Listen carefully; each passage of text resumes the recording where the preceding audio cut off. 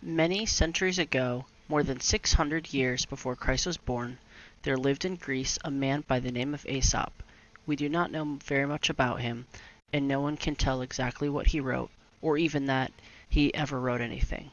We know that he was a slave and much wiser than his masters, but whether he was a fine, shapely man or a hunchback and a cripple, we cannot be sure, for different people have written very differently about him.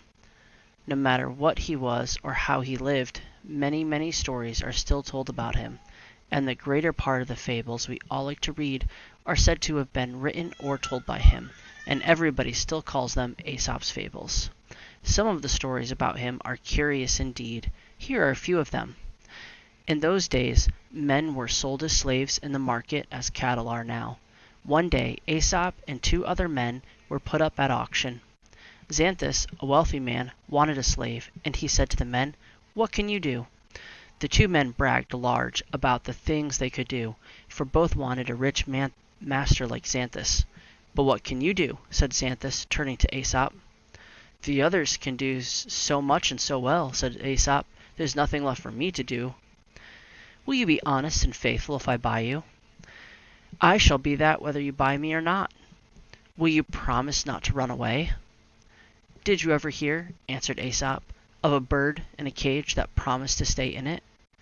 Xanthus was so much pleased with the answers that he bought Aesop. Some time afterward, Xanthus, wishing to give a dinner to some of his friends, ordered Aesop to furnish the finest feast that money could buy.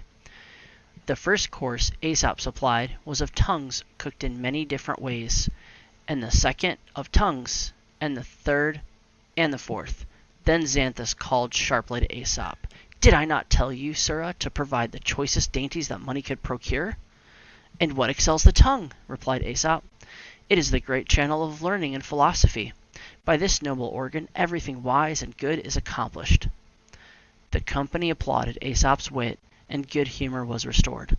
"Well," said Xanthus to the guests, "pray do me the favor of dining with me again tomorrow. And if this is your best," continued he, turning to Aesop, "pray tomorrow let us have some of the worst meat you can find." The next day, when dinner time came, the guests were assembled. Great was their astonishment, and great the anger of Xanthus at finding that again nothing but tongue was put on the table. "How, sir," said Xanthus, "should tongues be the best meat one day and the worst another?" "What," replied Aesop, "can be worse than the tongue? What wickedness is there under the sun that it has not had a part in? Treasons, violence, injustice, and fraud are debated and resolved upon by the tongue. It is the ruin of empires, of cities, and of private friendships." At another time, Xanthus very foolishly bet with a scholar that he could drink the sea dry. Alarmed, he consulted Aesop. "To perform your wager," said Aesop, "you know it is impossible, but I will show you how to evade it." They accordingly met the scholar, and went with him a great number of people to the seashore, where Aesop had provided a table with several large glasses upon it, and men who stood around with ladles with which to fill the glasses. Xanthus, instructed by Aesop, gravely took his seat at the table. The beholders looked on with astonishment, thinking he must have surely lost his senses. "My agreement," said he, turning to the scholar, "is to drink up the sea. I said nothing of the rivers and streams that are everywhere flowing into it. Stop up these, and I will proceed to fulfill my engagement." It is said that at one time, when Xanthus started out on a long journey, he ordered his servants to get all of his things together and put them up into bundles so that he could carry them.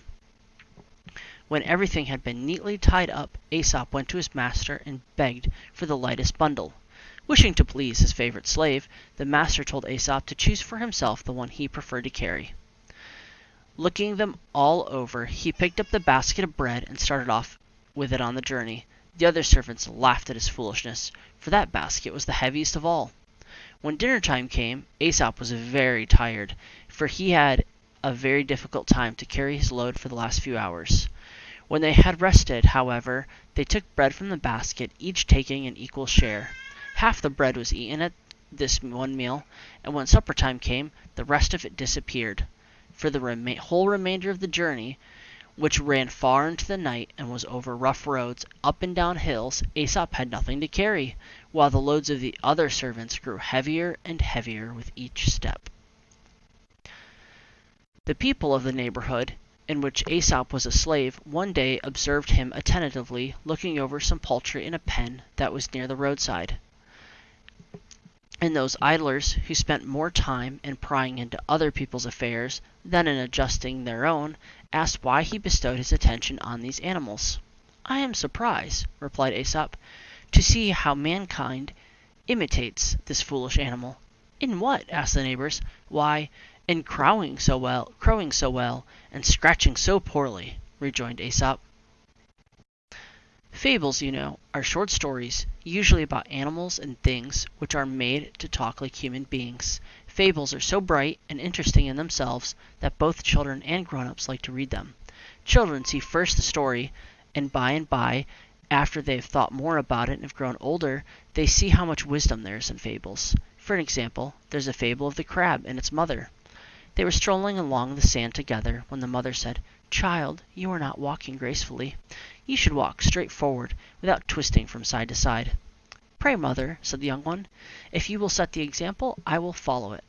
Perhaps children will think the little crab was not very respectful, but the lesson is plain, that it is always easier to give good advice than it is to follow it. There is another, which teaches us to be self-reliant and resourceful. A crow, whose throat was parched and dry with thirst, saw a pitcher in a distance. In great joy he flew to it, but found that it held only a little water, and even that was too near the bottom to be reached, for all his stooping and straining. Next he tried to overturn the pitcher, thinking that he would at least be able to catch some of the water as it trickled out, but this he was not strong enough to do. In the end he found some pebbles lying near, and by dropping them one by one into the pitcher, he managed at last to raise the water up to the very brim, and thus was able to quench his thirst.